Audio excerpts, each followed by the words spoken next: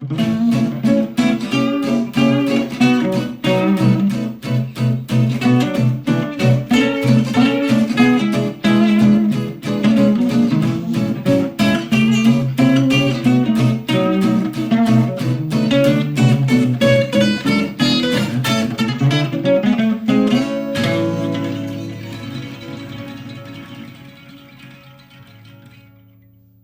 to Creative and today's solo show. I often sort of have musings on things that are said in interviews, which sort of stick with me for a while, and they often develop into ideas that I sort of try out on pupils. The unwitting guinea pigs to my sort of ideas. And one of them was something that was said in a conversation with Amanda Cook, who's the very fine classical guitar player that I interviewed a few months ago. Amanda said something about when she was about 9 or 10, she said to her mum that she wanted to stop playing the guitar. And her mother just said to her, I don't think you should do that, Amanda, because you might regret it. And that was apparently all that was said. But what was interesting about this is that there are lots of young people, often a little older than that, sort of early teenagers, who just stop playing, and they're actually quite good, and you just think, why? And I actually know why.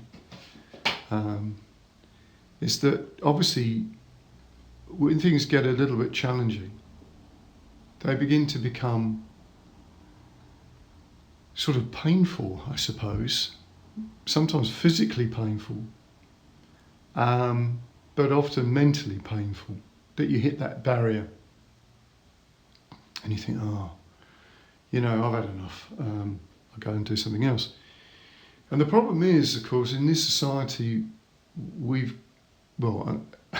until recently, obviously, because of the sort of lockdown and everything, we can just have whatever we want, more or less, and we've been sort of brought up on this sort of, I suppose, like the American dream, which is a bit ironic because I'm talking from the UK, but we have this idea that we can just have something, and we don't have to save up for anything anymore. We don't have to work for something. We can just have it, and that's not true. Because in actual fact, the things that are worth having, you sort of have to go through a bit of an initiation, and that means some form of struggle, maybe some form of pain, heartbreak, disappointment. Because if you don't go through those things aren't really worth having anyway, because they're not really of any value. And I think it was really when Amanda actually said that story, I thought, yeah, my goodness, there's a lot of people like that.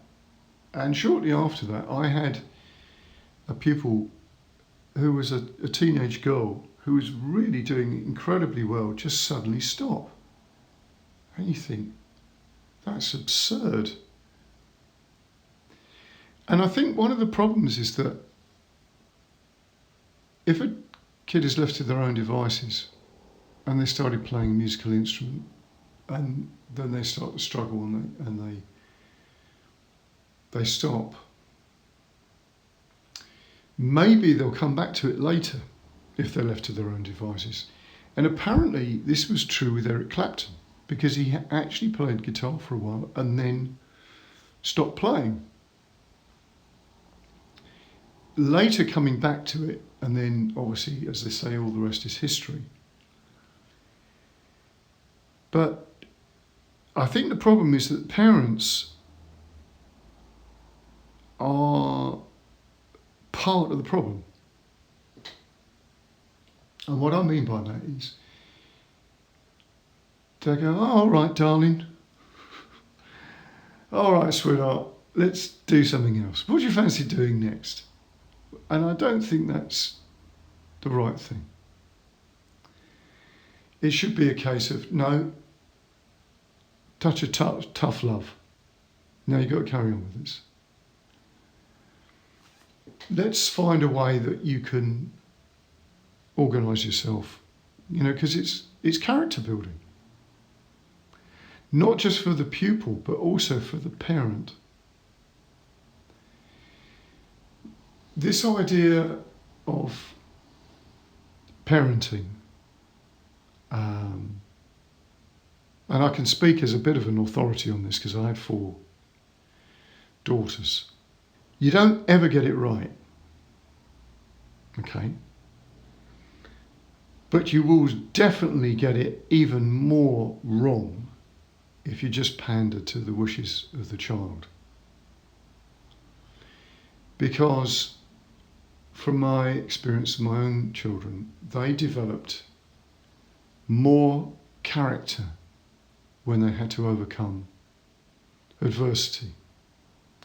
And they had to face the things that they didn't want to face. And I think cushioning children from that is not good. I think it's actually a real problem. It doesn't give them the resources that they need in life. So looking at how harness the sort of natural instincts and responses of people, our own children, and of course ourselves, realizing that when those things come up, they're actually a sign that something is changing in your mind. The structure of how you think. It is a signal that something is developing in you. Okay? And in that way, we can then choose to adapt positively instead of just giving up. Okay, that's the first point I wanted to sort of raise. The second point is, because of this, okay, using something that is a passion or a dream as a driver to what you want to do. Now, I used to do a lot of talks for the RGT. That's the guitar tutors that we turn. Long story, but we won't go down that rabbit hole. But basically, this would be to other teachers. And one of the things I would say is, why do people come to you to learn the guitar? And then they come out, well, I do this and that, blah, blah, blah. And then I'd say, okay, so why do people want to learn the guitar? So at this moment, you start getting a few puzzled faces and people scratching their head, and they go, because they want to play the guitar. And you go, no. That is not what they want to do. That's not the dream. What is it? So, with a little bit of pushing, and normally because I asked them, what was it that made you want to play the guitar? And then you start to get to the thing that drives people. Well, because I thought it looked cool. Push a little bit further. Because, I wanted people to find me attractive. I had a dream of wanting to tour the world be the rock star, and you think, right, now we're there. Now we're at the thing that really drives people. The dream that makes you get out of bed in the morning and grab hold of the guitar. The story of Hendrix. Get out of bed, put the guitar on. So, we often lose this because what we do is we intellectualize why people do something. And the intellect does not understand the reality of the situation. The intellect is great for making the map. Okay? It's great for being able then to orient yourself on the map. But the map is not the territory. It is not the reality. The reality is much bigger and more weird and wonderful than what the intellect wants to see, because it can't cope with it. Okay?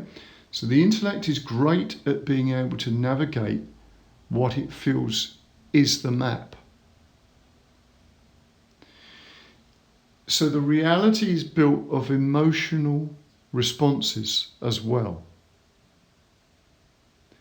And that probably gives you a little clearer picture of what the reality actually is, but in a responsive way.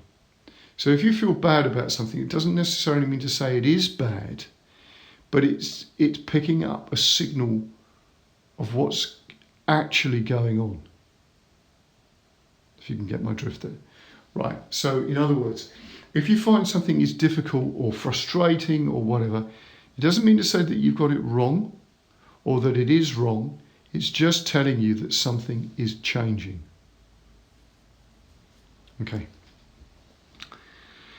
Right, so let's have a look then at how we learn and how we appear to put barriers up. When things are uncomfortable, we don't like them. Simple as that. But if we can actually learn to like them, then some amazing things start to happen. So here's an example from my own life. I regularly fast. Okay?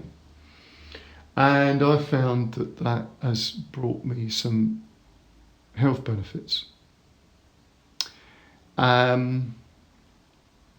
Without going into too much detail. Okay. Is it pleasant to do? No, it is not. It is not. But you can actually learn to read the signals that fasting brings and understand that they're often quite temporary. In other words, the pain, if you like, the discomfort of being hungry is just a signal. And you can then go through that, and the benefits then come from that. So for me, the benefits have been lowered blood pressure, looking physically healthier and actually feeling physically healthier. Not having to buy so much food. So there's a cost benefit. And actually, when you sit down to eat, you really enjoy eating. So there is a direct link here with this just eat because I want to eat it now and achieving things. So when you can delay gratification, in other words, things don't go well and they go wrong, you can look at them and go, okay, what can I learn from that? And you can, as it's said, fail forward. I like that. So when you fail forward. And then you look at what didn't work for you. So this is great when it comes to learning musical instruments and stuff, because most of the time you get it wrong. okay? But you can fail forward. And you can then delay your success, if you like. In other words, you're not going to eat from your palette of smorgasbord of your successful life. You have to wait. And when you do then start to succeed, it's so much better. You feel better, more rewarded in that. Okay, so little bit of tough love in the parenting department, because it's going to be better for your kids. A little bit of tough love on yourself. Keep going. Keep trying things. Keep failing. Because as you do that, you will develop your technique. And one other little point, and I'm sure I'm going to do something in more detail about this, because this is another point that I think is attached to this. When we develop, we do not evolve to something better, but we adapt to the situation that we are in. So I want to draw the distinction here. I'm definitely going to do something about this, about environment in your head and environment outside. And evolution is not about becoming better, it's about becoming more adapted to where you find yourself. So that also means that more adaptability leads to better possibilities. So therefore, being flexible in the way you think. I will just leave that parked there for the time being. Okay, so thanks for listening, and thanks for downloading the podcast. I've got some really great people coming up, quite a mixture. Goes with my sort of character of being mercurial. I won't tell you what I've got, but I've got some interesting stuff coming up. So please do that. If you can support the podcast through my Patreon site, that will be absolutely wonderful. As I say, it also supports the charity work that I'm doing. I'm just about to fail dismally putting out my first video for the charity, because I'm not going to be able to deal with the numbers who will inquire over this, I'm sure. So that hopefully will be a good problem to have. But anyway, visit my Patreon site. So that's patreon.com/Vic Highland. I've got lots of stuff on there. That it's not just extra bonus shows. This is like lots of teaching stuff, lots of mentoring possibilities, Q&As that will be coming up. There'll be live Q&As, and also songwriting things that I've been doing. I'm going to be doing the sort of super songwriting that involves NLP and lots of interesting how you can use your songs to do things. Let's just leave it like that. Okay, so until next time, see you then.